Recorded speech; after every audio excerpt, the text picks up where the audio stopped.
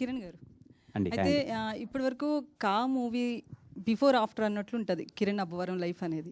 So ఈ movie తర్వాత ఖచ్చితంగా మళ్ళీ కంటెంట్ బేస్డే రావాలి, హిట్ కొట్టాలి అంటే ఖచ్చితంగా ఆ హీరో కేర్ తీసుకుంటాడు, ప్లస్ ప్రెజర్ ఎక్కువ ఉంటుంది. సో ఎట్లా ప్రెజర్ ఫీల్ అవుతున్నారు? ముందే ఒప్పుకున్నారు కదా మూవీస్ 2-3 అన్నారు. సో ఆ స్టోరీ మార్పులు ఏమైనా చేస్తున్నారా, సేమ్ యాస్టీజ్ వస్తాయా? అంటే ఇప్పుడు నా నెక్స్ట్ రిలీజ్ అవబోయే మూవీ అన్నది కాకముందే కమిట్ అయిన మూవీ. అది మేము చాలా జాగ్రత్తలు తీసుకొని చిన్న చిన్న చేంజెస్ ఏం చేయాలి, బెటర్ అవుట్పుట్ ఎలా ఇవ్వాలి అన్నది 100% బెటర్ అవుట్పుట్తో మేము ముందుకు వస్తాం. ఇంకా నుంచి చేయబోయే సినిమాలు కూడా ప్రతి ఒక్కటి ఐఎమ్ టేకింగ్ కేర్ అండి.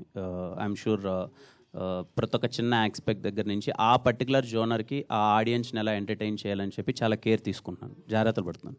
అయితే కిరణ్ అబ్బవరంకి హిట్ రావాలి అనేది అంటే ఒక ఇంట్లో వాళ్ళ కొడుకు లేదా వాళ్ళ తమ్ముడో అన్నో ఉంటే ఎలా ఉంటుందో వాళ్ళకి హిట్ రావాలని ఎలా కోరుకుంటారో మీ విషయంలో అలా కోరుకున్నారు.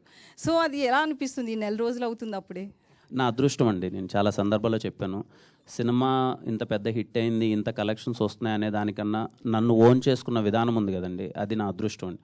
అది చాలా అతి తొందరలో అతి ఎక్కువగా నాకు అది దక్కిందని నేను కోరుకుంటున్నాను. మీరు అన్నట్టే ఎక్కడికి వెళ్ళి చూసినా వాళ్ళు విష్ చేసేది ఏదో సినిమా ఏదో హిట్ అయిపోయిందమ్మా బాగుందమ్మా అనట్లేదు. చాలా వామ్గా, చాలా వెల్కమింగ్గా మనకి హిట్టుబడింది, చాలా మంచిగా చేసామని ఇంత ఓన్ ఫీలింగ్ అన్నది చాలా రేర్గా వస్తుంది.